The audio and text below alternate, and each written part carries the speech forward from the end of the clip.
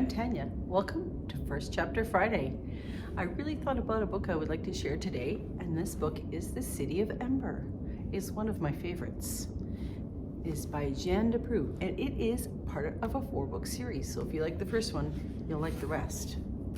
Instead of reading the first chapter, we're going to read the prologue. It's a little part of the story that tells you about what's to come.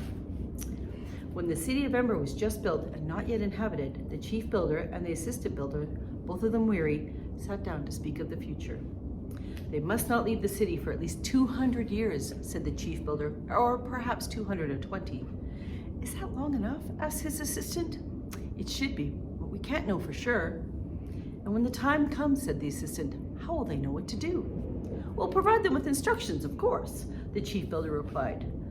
But who will keep the instructions? Who can we trust to keep them safe and secret all that time?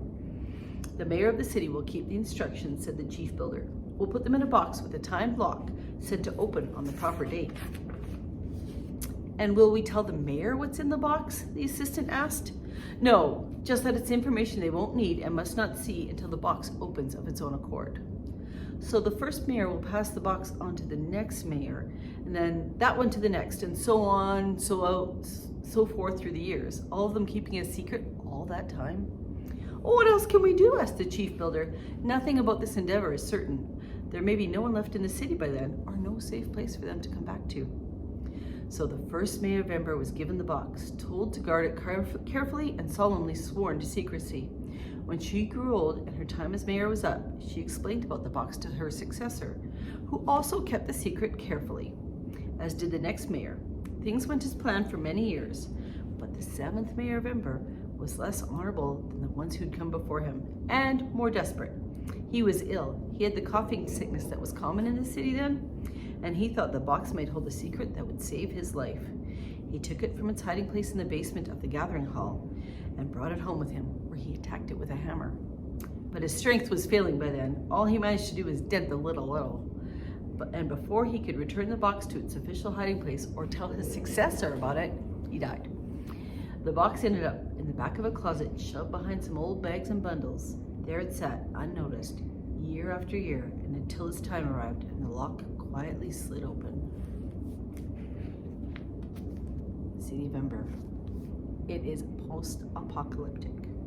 So it is just a wonderful book. And if you like this one, or sorry, and if you really like this book, or you like to read something like it, or you just have already read it, you want to read something like it, I have some books that I would also recommend. As this one, The Giver by Lois Lowry, is also post-apocalyptic, and it's a life in a community where everyone is also assigned their duties at the age of 12. And I really enjoyed this one.